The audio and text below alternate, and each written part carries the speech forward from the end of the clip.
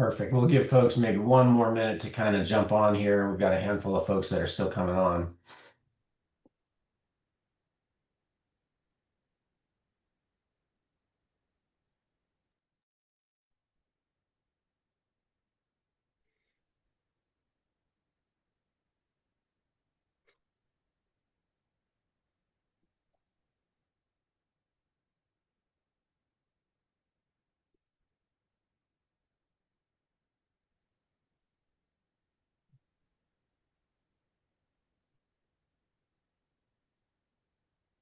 Perfect. Well, welcome everyone. If we can go to the next slide, Talissa. I can't seem to control the slides from mine.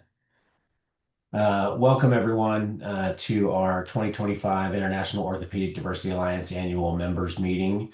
In the spirit of reconciliation, IODA acknowledges traditional custodians of country throughout the world and their connections to land, sea, and community, and we pay our respect to their elders past and present and extend that respect to all Indigenous people. So it's my honor. My name is Matt Schmitz. It's my honor to welcome everyone to the meeting on behalf of the Board of Directors, which you can see here. I'll be turning over the presidency to Professor Deborah Eastwood, who's taking over as president here shortly. But our board of directors is made up of our presidential line.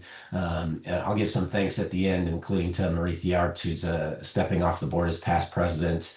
But what's equally important is not just the officers, but also our regional representatives, and that's really the heart of our organization. Again, being an international community and having representation across the different regions. So thank you to our board of directors, including the regional representatives that are present here. Next slide.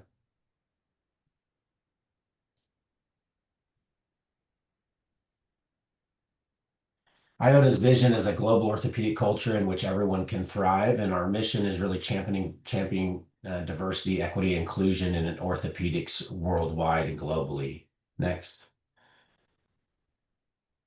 I would like to thank all of our members and all of those that have donated to IODA, and a special thanks to our sponsors. You can see our sponsors here: Platinum sponsor of Stryker, IODA Gold sponsor of DePuy Synthes, and our silver sponsors Smith & Nephew and Zimmer Biomet, because without their support and sponsorship, we would not be able to put on the programming that we have and the platforms that we have and really exist as an organization. So a huge thank you to our sponsors for their support. Next. With that, I'll turn it over to Deb Eastwood, who's going to discuss some of our history and membership statistics. Deb? I am indeed. So for those of you who don't know, this baby organization is probably now in its toddler phase. It's just perhaps going to go to school because it's 5 years old. It was established in 2020 with a collaboration of a lot of surgeons from a lot of different countries, and certainly initially stewarded and guided by Jenny Green. And we're very grateful for those who did inspire and support us. I wouldn't particularly have me on the end of that list, but worldwide there have been women and diverse members of our profession who have really made a push within our world of orthopedics, and they are really important to us. Next slide, please. So if we were born in 2020, we started sort of doing our baby steps in 2021, establishing our vision and mission and registering as a not-for-profit organization in the USA. And by the time we were two-ish, the strategic plan had been launched, and it's being revamped as we sort of go along because, of course, as a society or an association evolves, so our ideas have to change with the times as well. Next slide, please. So these are our current membership metrics. We have been increasing time by time. So we're up to 1,750 odd members. A large number of those are coming from the Asia Pacific organization, but of course, North America probably is just ahead. So the rest of us need to just catch up and get our membership up, because we must be able to become top dog. Not that it's a competition, of course, but it would be nice to have as many members as we can. And understandably, most of our members are orthopedic surgeons, and there is perhaps work to be done in including all our trainees and medical students in our membership group as well, so we can start spreading the word wide and far from an early age. Next, please. So I just thought I'd add in a little bit of what I've been doing. So we were privileged, I think, IODA, and from my personal point of view, the British Orthopaedic Association was a guest association along with IODA at the Mexican meeting last October. And I thought we all worked very well together to provide a sort of diversity of diversity, so that we were allowed to discuss and debate all aspects of diversity, which is something that doesn't always happen as much as we would like. Next slide, please. And what I really liked, and I know Matt thought the same, was that diversity was embedded into almost every session. So it wasn't that you had to choose to go to the diversity session rather than the arthroplasty surgeon session, but that in almost every section of the FEMICOP meeting, there was something about diversity brought into it. And that was really helpful and highlighted the value of supportive programs. Next slide, please. So I think that's all I have to say in my sort of membership and past history and what I was involved in primarily. And so over to our past president, Marie.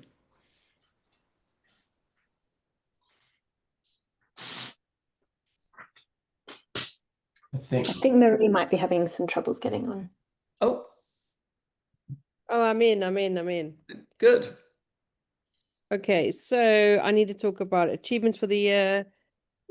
So can I move these on myself or no? Okay. So if we look at our strategic plan, our four main areas was to expand mentorship and networking program, to enhance regional and cultural adaptation, increase visibility and presence at events, and sustainability. So we started our mentorship program. It's been launched and it's very successful. We've developed a speaker list and that's available, so please join. And if we look at our charter signatories, we have 46 at the moment and it's growing. Then if we look at enhancing cultural and regional adaptation, we've got dedicated regional representatives who continue to support local meetings and initiatives. And we really are trying to develop regional networks. So please reach out to your regional representative to join a committee. So watch this space for local meetings. And then if we look at our visibility and presence, you can see that there's literally been loads and loads and loads of meetings that we've been representing. Next slide. Just to show even more meetings. So we've really had a very good year of visibility at local and national orthopedic meetings. Then if we look at sustainability, we've had some industry support, of course, but we gratefully accept any donations. As you can see, we've got industry support from the four big hitters, and we're hoping to continue to have their support for next year as well.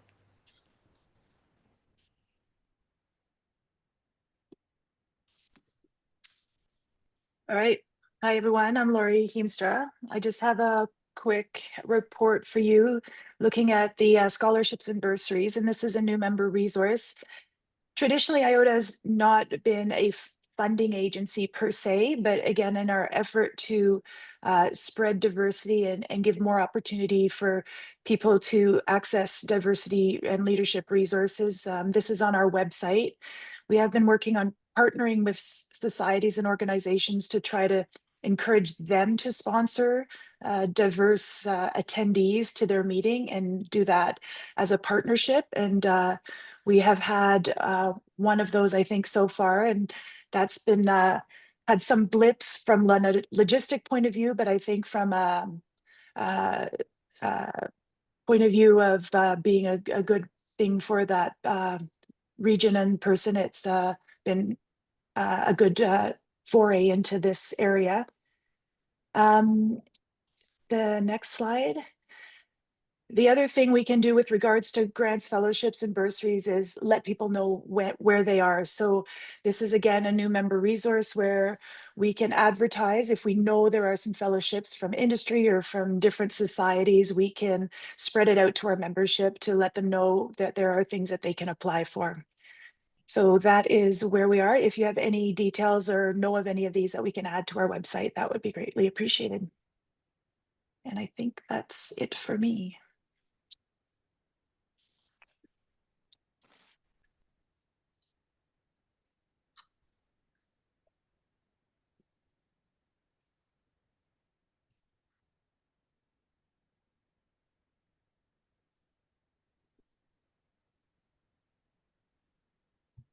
Looks like maybe Bezuit has fallen off.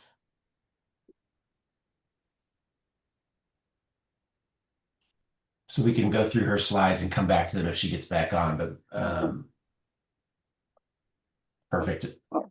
Now we'll turn it over to Margaret as our Asia Pacific Regional Representative. Okay, hi, next slide.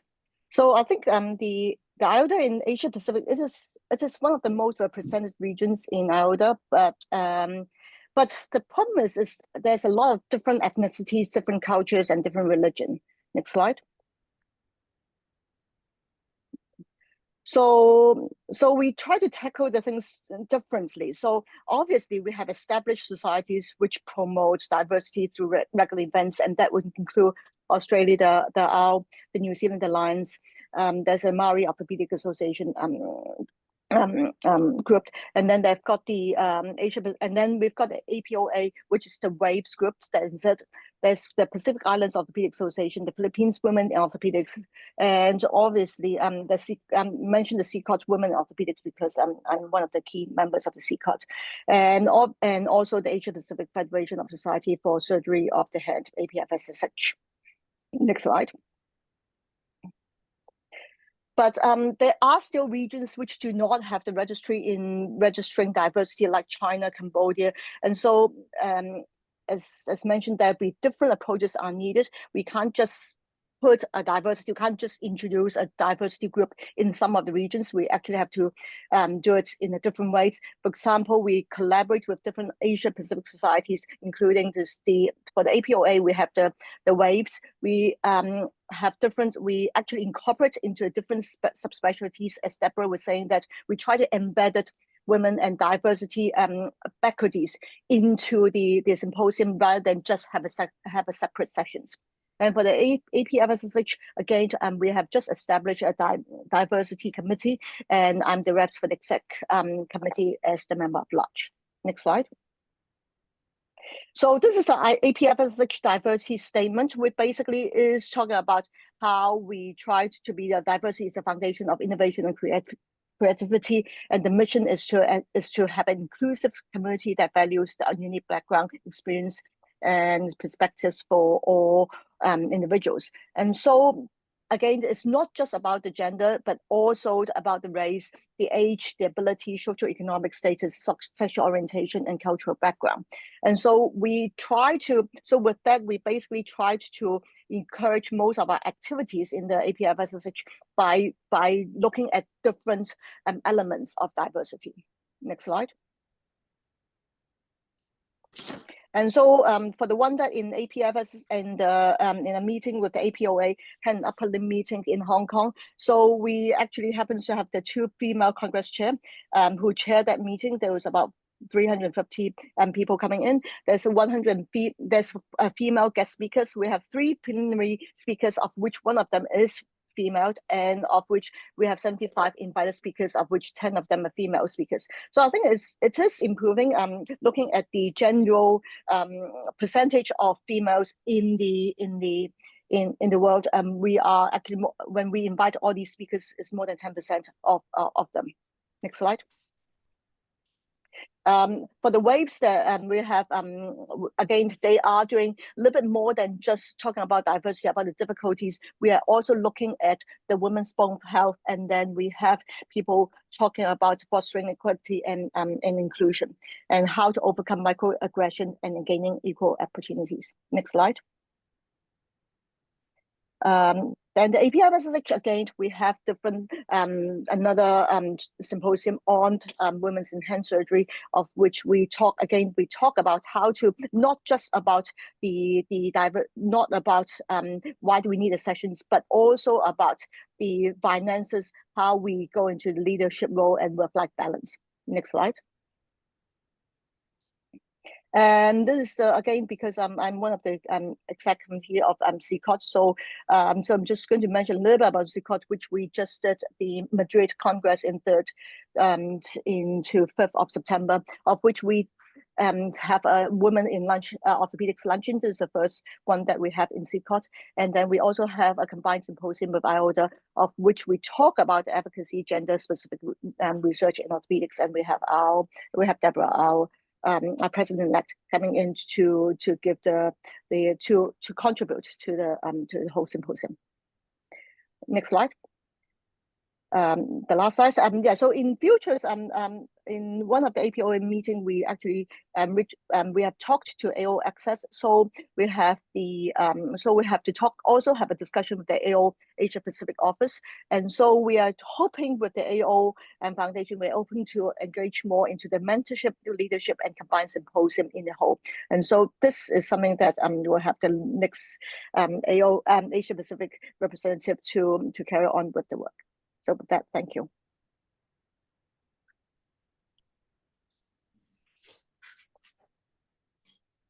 Yes, and thank you. Now the report from Europe.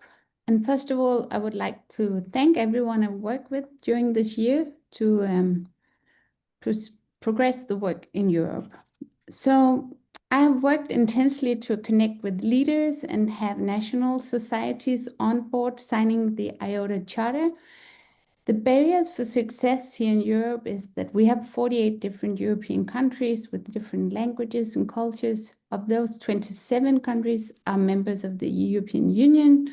And within the European Union, we have the European Educational Committee. We have 2 different war zones here. We need also to include Israel in the European region. And within Europe, we have a lot of different national organizations and European subspecialty societies, and IFED is the umbrella for some of those.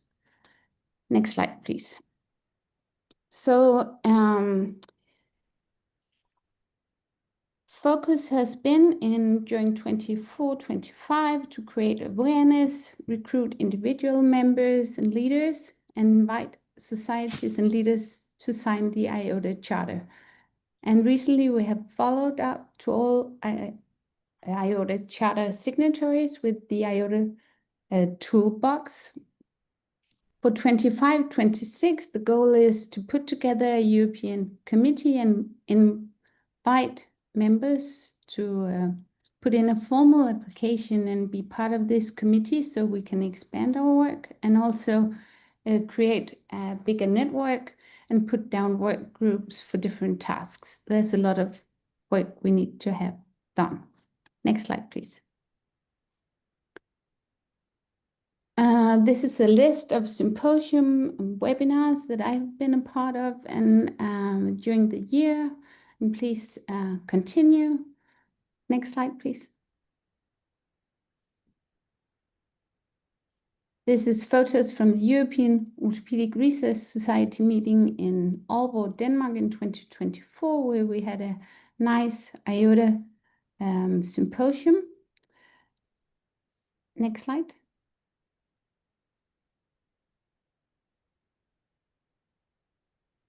And this is photos from the Alliance for Advanced Therapies in Orthopedics meeting in Berlin this summer. This meeting was a very different forum because here we invite the industry and financial leaders were invited in to support different innovation initiatives. And they invited me to give a keynote lecture and are super engaged with IODA. So next slide, please. And we had a symposium planned for the AO Research Summit in Davos. Unfortunately, it was canceled last minute due to sickness. Next slide, please. And I was very honored to travel to the American Limb Lengthening and Reconstructive meeting this summer to receive the Deborah Stanitsky Award, named after the first ever female reconstructive surgeon in the US, and give a diversity lecture. And LLIS has also signed the IODA Charter during 25. I have arranged this EORS collaboration webinar. Jennifer and Maria Tiad spoke with me on this webinar and been part of the Leadership and Strategic Diversity webinar as well. Next slide. By this, I would like to invite everyone to connect with me and get involved in Europe. Here's my email address, and please also reach out via WhatsApp. Thank you. Thank you, Mary. Well, I'm Gala Santini, the Latin American and Caribbean regional representative, and this year has been incredible for me and this journey in IODA Latam and Caribbean, and I'm proud to share some milestones. As Marie said, IODA was present in several meetings. Latam was present in a meeting in Femecot, as Deborah showed, and in Chile, in Santa Cruz, and in Mendoza, and in Buenos Aires, Argentina, and then in Paraguay too. And we have formal presentations there to obtain more engagement and try to the associations make the main sign the IODA Charter. We already did 2 webinars. Last year, we started a series of Spanish webinars. I think it is important that some people cannot, in my region, some people can't speak English very well. So I think it is important in their own languages have the information available. So we started last year with a mentorship and leadership webinar, and this year we make a webinar about boosting your professional career, and it was great engagement from people from different countries, and we invited people, not only Spanish speakers, and people from Spain too.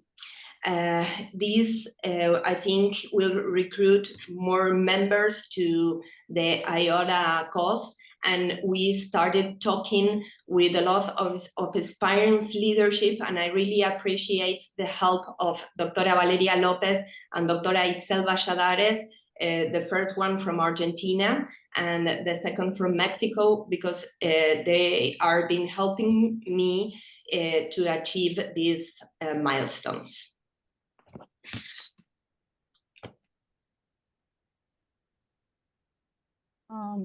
Hi, from the Middle East. Unfortunately, it's not successful in the Middle East as in the other regions. As previously said, with Europe, it covers multiple areas with multiple war zones, unfortunately, and the whole area is almost unstable. And we've been talking with the societies, and societies are a bit resistant to give us any data. So what we're doing is just word of mouth. Next slide, please. So we have gained females who are entering orthopedics in the Middle East. The areas in red are those who had increased number from last year. Where areas with poor data like Algeria, we've reached out to a few ladies from Facebook. We couldn't reach the regional committees. Libya is the same, and same with the other regions. Next slide, please. So all activities in the MENA area were kept to a minimal this year, and with extreme time restriction due to the instabilities. But we are doing more of humanitarian work done by all orthopedic societies in the Middle East and North Africa. That's an example of the trip that I had in Sudan, where you have 2 female orthopedic surgeons representing females IODA members going to humanitarian work there. hopefully by next year, things will become more stable and we'll get more engaged and with the new Middle East representative. Thank you.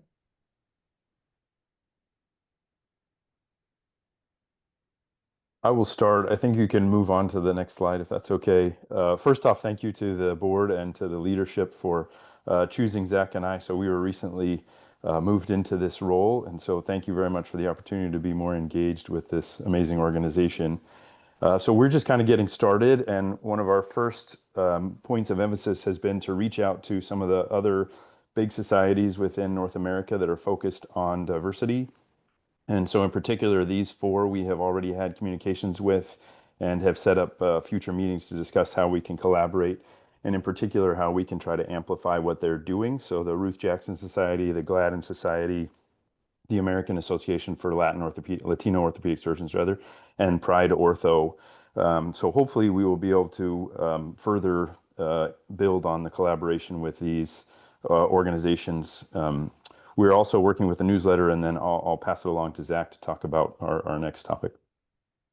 Thanks so much, Mark. Yes, so glad to be here, and I think we might be part of the first class to be the new representatives for North America and IODA going forward. I know that some of the other representatives might be rotating off, so happy to be here and happy to carry the torch and pass that along and further the mission of IODA. One of the things that we're doing is hosting a journal club sponsored by JBJS regarding the science of diversity. Please keep your calendar noted for November 13th. That will be with Dr. Antonia Chen, who has been a real advocate for diversity, inclusion, and equity in North America. She's also the second presidential line for AUKUS as well. Additionally, AUKUS has been gracious to co-sponsor or co-brand this event, I should say, and will also be promoting it alongside their networks as well. We'll be hosting it myself at UC Davis, as well as Dr. Mark Tompkins at the University of Minnesota. So stay tuned for that, and the registration link will be coming soon. Next slide, thank you. Thanks very much. Welcome from Sydney to everyone. It's great to have you on board. Just like to start out with a shout out to the committee members for the Audit and Risk Committee. We've met 3 times during the year, had a look at the finances of the association and discussed the various risks that are associated with running an organisation such as ours. Next slide, please. So just moving along, just very briefly to look at the accounts. So these first 2 slides are the completed accounts between 1 January and 31 December 2024, which showed that we had an income of $88,000, which is predominantly from our sponsors, as we've discussed. Next slide, please. Our expenses were about $48,000. The vast majority is for the excellent work that Talissa does. There's some associated costs with the website and also the initial stages of the mentoring program. So for the 1 January to 31 December, we're about $40,000 in front. Next slide, please. So then briefly looking at the accounts from 1 January to the end of last month, 2025. We're yet to receive the sponsorship monies for this year. A lot of work is being done and there's some promise and optimism, but as yet none has been received. And the expenses to date for this year have been $44,000. So we can see that as expected, the bank account has gone backwards by that amount. But it again highlights the importance of continuing to work on the sponsorship. Thank you very much. It's been a fantastic 4 years, and it's been an absolute honor and a privilege working on this this committee for this very important diversity, equity, and inclusion around the world. So thank you very, very much to everyone.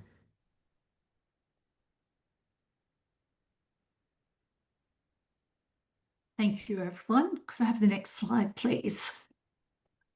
So it's been a fairly busy year. We've got the mentorship program up and running after a bit of a difficult start with the first contract that fell through due to not really being able to deliver what we wanted. But the new mentorship program's up and running. We just so inundated. We have a lot of mentees, I think 120 mentees and 60 mentors. So we'd love more mentors to sign on, please. The website now is fully bilingual, so all our Spanish colleagues in Latin America and Spain can read virtually everything on the website.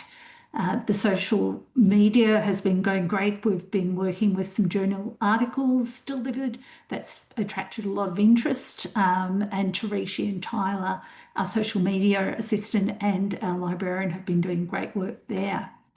We've established a new journal club process that should work really smoothly. And I've been doing a little work with Matt and others to build relationships. Next slide, please.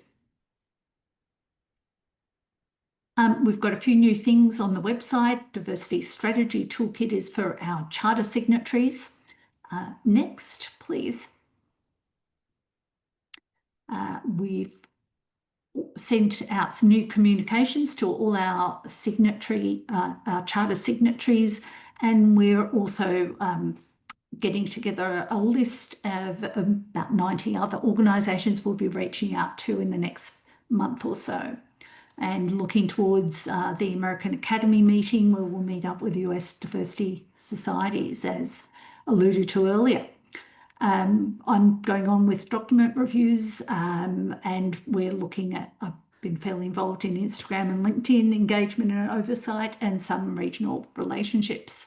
And I had the honour of being invited to speak at the Japanese Orthopaedic Association with their Gender Equity Committee, which was very successful.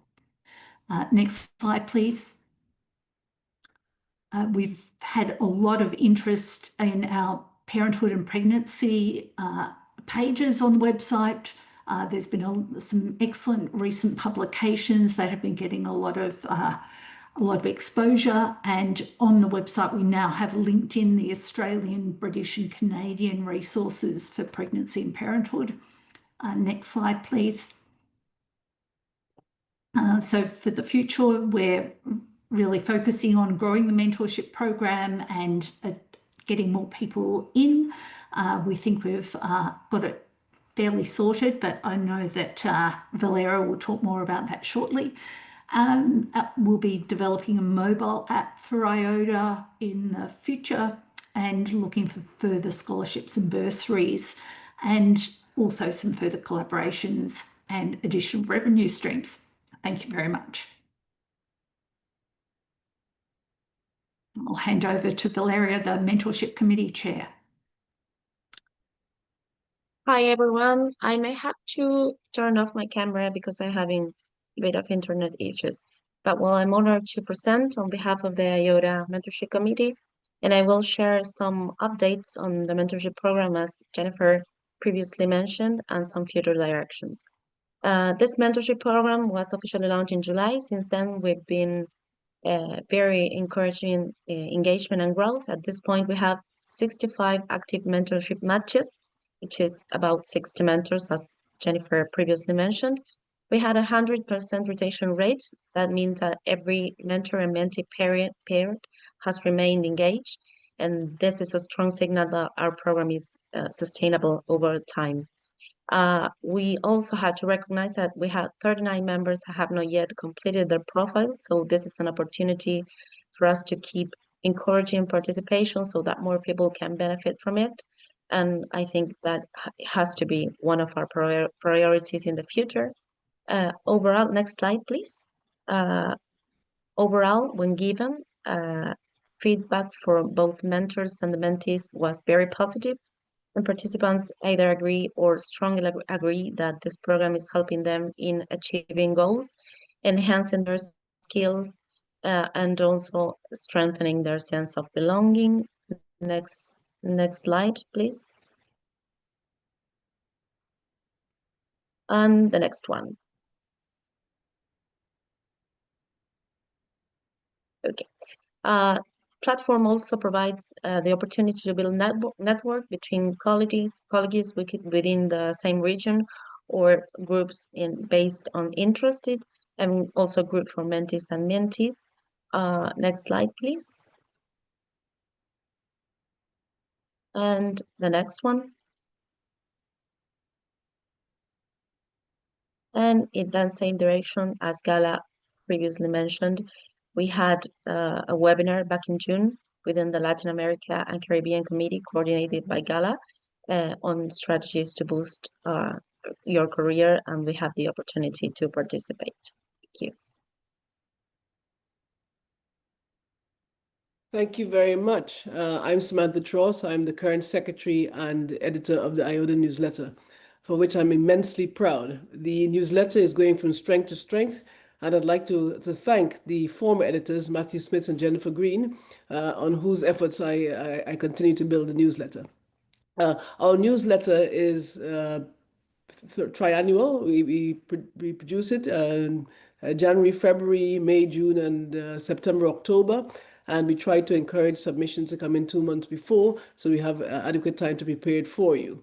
The newsletter is packed full of content, and I'm delighted to see the engagement that we're getting from it. We tend to have board updates on reviews to different committees present on rotation. We invite articles from our industry sponsors, articles which support the immense work that they're doing, whether it's supporting webinars, talking about their products, or any research that they're doing that highlights their diversity involvement. We also like to get articles submitted from you, our members, and I would really encourage you to continue doing so. We'd love to highlight all the excellent work that you're doing. In our newsletter, we also highlight interesting diversity articles, and obviously there's not space to promote all the fantastic diversity articles that are there, but you can always get that from our resource on our website. We have a Meet a Member feature where we highlight people from around the world, and we do that on rotation. And I'd encourage you to fill out the Meet a Member form, and who knows, it may be you next time. We also like to highlight any sort of relevant orthopedic news that's current.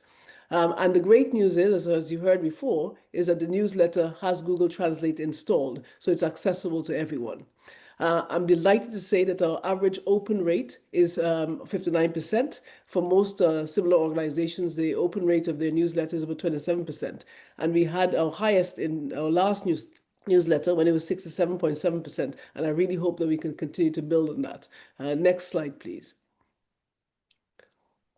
As you've heard before, our website is packed with lots of information. We've got information on past webinars, podcasts, our newsletter. We've had 16 to date. There's a charter signatory form, which you've heard about, and also, as mentioned there by Jennifer, the diversity strategy support that we have there to encourage you and support you in your initiatives in your regions. We highlight any fellowships and bursaries, and our database, as I said, is packed with wonderful articles, and it's so easy to access because all the articles are categorized. It can either be leadership, gender, race, etc., but very easy to access and find your way around the website. Parenthood and pregnancy, as was just mentioned, and importantly, we have a speakers list, so you can no longer have excuses for not having a diverse panel. I want to say, however, that IODA have produced this list due to recommendations given, but not responsible for the speakers. You still have to do your work and find out whether they're relevant for your particular event. And then, of course, we have the mentorship program, which you've just heard about.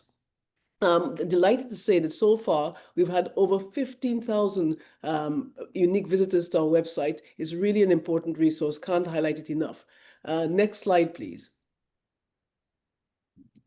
I really want to invite you all to please consider sending your articles and mentioning it to others within your departments to try and keep the newsletter a nice and thriving newsletter as it is. It's, as I said to you, the engagement is significant. So if you really want to get your work out there, we would be delighted to help you.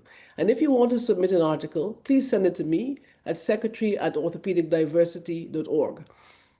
please consider joining IODA today. It's a fantastic community. We have over 1,704 members, as you heard. 111 different nationalities, and you heard 46 signatories. So you're going to join a community, that's important, a community of people with a similar interest to yourselves, interested in promoting diversity. Please come and get on board. Join IODA today. Thank you.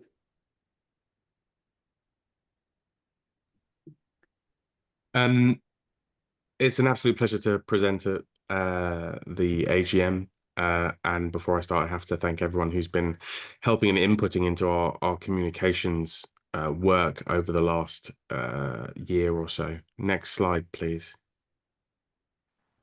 Oh, previous slide that it jumped over. The work of the Communications Committee is key to a lot of the strategic goals that IODA holds. Due to the diverse nature of our membership, both geographically, culturally, linguistically, and everything else, communication is key, both in terms of how we communicate what we're doing and what we're achieving, but also how we amplify the work of others and listen and learn ourselves as an organization. And it's helped us to grow immensely. One of our strategic goals over the last couple of years has been to grow our social media presence. And certainly as of a couple of days ago, we are relatively visible on every single platform. And actually, there's been a huge amount of growth on some and some noticeable radio silence on others. And again, that is a representation of geopolitical events, global politics, and the rest, which is why certainly we're engaging less and less on Twitter, X, but seeing huge amounts of growth and engagement on platforms like LinkedIn and Instagram. Next slide, please. The power of our social media is that it allows us to engage audiences in huge numbers of campaigns. So you've all heard before about our mentorship program. One of the best ways we were able to get that out there and get the engagement that we have both from mentors and mentees is through putting it out there and amplifying it through our social media. Similarly, our journal clubs, articles that are being published in the wider orthopedic and scientific press, the pregnancy guidelines most recently from Australia, but also from the BOA and the COA, highlighting the works of our signatories, but also celebrating the communities within our community. So things like Pride, International Women's Day, these are spaces where we are extremely visible and able to amplify those voices because we have such a large platform now. Next slide, please. For example, this is currently the data we're seeing from our Instagram space. So when you consider from a communications and a marketing perspective, we're a pretty niche organization within a pretty niche space, and yet we see more than organic growth. Generally, for most accounts, you're kind of expecting very little engagement on a day-to-day, but you want to see obviously people joining. And actually the data we see here, for example, this is our Instagram data, is really very, very promising. I looked at that data just before this meeting, and our views are up in the 58, 59,000 range. That's pretty immense for a niche community within a relatively limited global community. Next slide, please. Looking to the future in communications, I think actually with all the events that are going on in the world and the challenges that DEI face and the importance of the work we're doing, communications is going to be key. I think it's time for a new communication strategy. Previously, our goal was around growth, around pushing for greater membership. And actually, I think there needs to be a real focus now on utilizing communications to do a lot of the stuff that otherwise we just can't do. We can't be everywhere. And so I think now's quite an exciting time to be present in the social media space, particularly as certain platforms dial down certain voices, but other platforms are visibly uplifting those voices. I think there's a real space for us to use social media to drive our membership, to drive engagement, and to bring attention to the work both us and others are doing in this space. And increasingly, video and those kind of mediums are doing extremely well, so TikTok and Instagram. But what's fascinating is we've seen a real upsurgence in the LinkedIn space, especially within professional communities.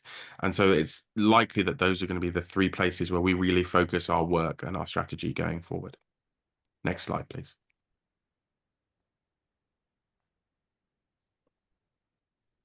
Perfect. So we're going to circle back to Bezwit. Unfortunately, Bezwit's having internet connectivity issues in Ethiopia, and so I'm going to present a couple of her slides so we don't leave all the hard work that she's done out.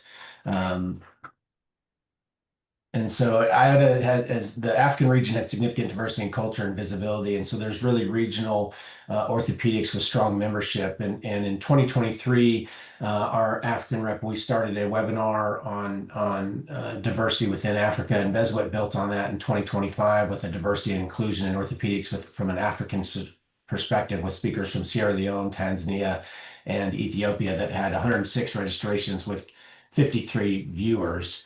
And so really what she's focused on is regional collaborations for orthopedic equity, and mentorship is a huge component of that, mentorship for young surgeons. And multiple folks have talked about how our new mentorship platform can be utilized, and we've had mentees from Africa reach out because they're seeking that mentorship that's so desired. And then also she's focusing on outreach to transform diversity and inclusion amongst health workers.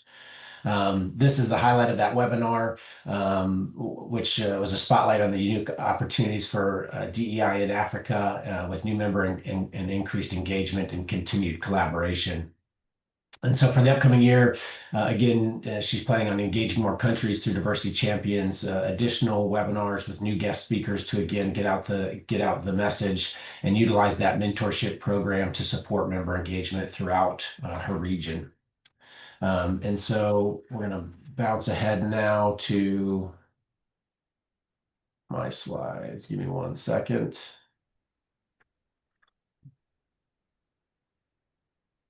Is that showing up for everyone?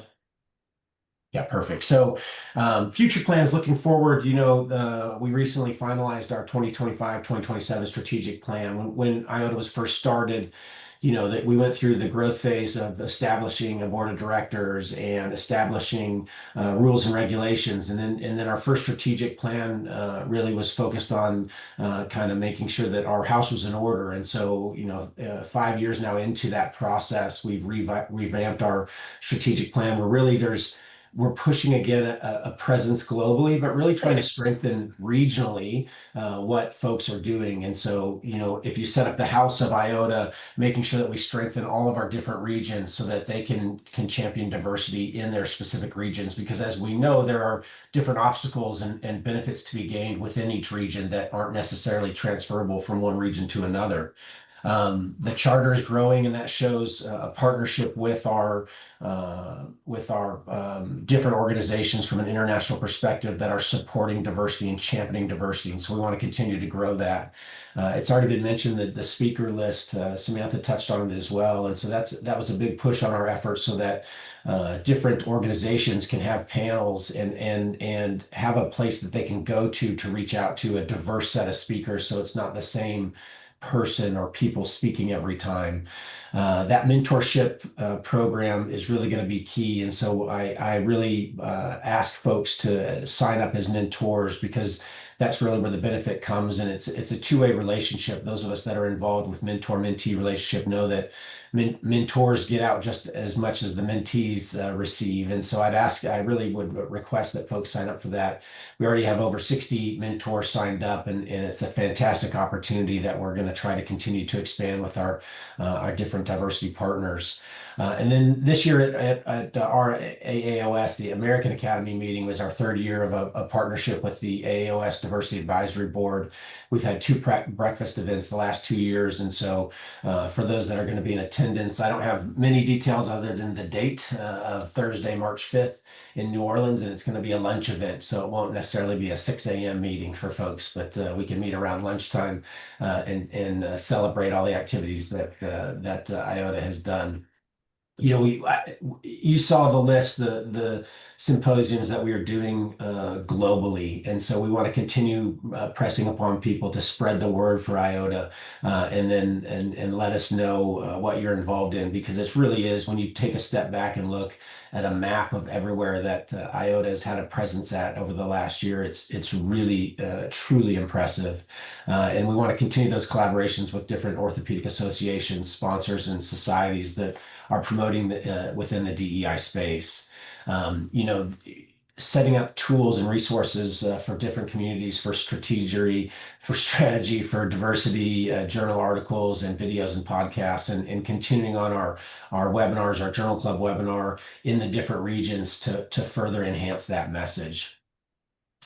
I need to thank wholeheartedly some of our outgoing board of directors that have been with us from the beginning. Marie, as she steps off of the presidential line, has been with us from the beginning, and we thank her for her leadership over the last 4+ years. Dalal has been a fantastic Middle East and North Africa representative since the inception of IODA. Same with Margaret in representing the Middle East and, she's Asia Pacific, so there's an error on my slides. Andrew, thank you for your efforts as the treasurer. Holly Pilson has already rotated off, as you met, our new North American representatives, and Simon also is rotating off as the trainee representative. But you can see a majority of these folks have been present and huge contributors since the inception of our board. And so I'd like to thank each of you personally for your activity and your involvement. And my biggest thanks goes to Talissa, who is really the heart and soul of the organization. For those that don't know, Talissa helps run our organization from a kind of responsibility perspective. She's the one that helps coordinate all the meetings. She's the one that helps put out the messaging. She keeps our affairs in order as our strategic communications consultant. And so thank you, Talissa, for all your hard work, and thank you to all of IODA's board and committee members that have really helped this organization grow from an idea back in 2020 to now, nearly over 1,700, nearly 1,800 members. It's really impressive over the last 5 years. And so with that, I think we are coming to the end of our 1-hour annual general meeting, but we'll leave it open for questions for anyone that is so inclined to provide any questions before I officially hand over the gavel to Professor Eastwood to take over this organization. Sounds very grand, Matt, really. I'm just Deborah. A virtual gavel to you. A virtual gavel. I've always liked a gong or a gavel or something, to bang when they... well, that's probably... So are there any points, questions? I think this has been a really important meeting. I think we've done phenomenal things in the 5 years since its inception. And I know we've got the new strategy going forward, but I think with the change, the inevitable change in people in the board of directors, I think that's a really exciting time now, because we always need to take in new ideas and new concepts of where the diversity agenda is taking us. So I think it's going to be a very exciting year. It doesn't look like we have any questions. Should we No. sign off? Thanks again. Yeah, thank you to Yes. everyone. Jenny, you're muted, but go ahead. Could we welcome our incoming board members? We can. I don't have a slide for them, but we can welcome our incoming board members. Talissa, can we put up the list of them? I think that's good. I don't think we've got a list. I was trying to check that before we started, and they haven't been told yet. So I think the plan was okay. Once they've been ratified, we will let them know, and we will go out big in social media in the next few days. Perfect. Well, thank you everyone for participating. It's been a wonderful year, and I look forward to continuing on as the past president and sliding to the background while Deb takes over. No such luck, Matt. All right. Cheers, everyone. Bye. Bye-bye. Thank you. Thanks for all your efforts, Matt. Thank you. Bye.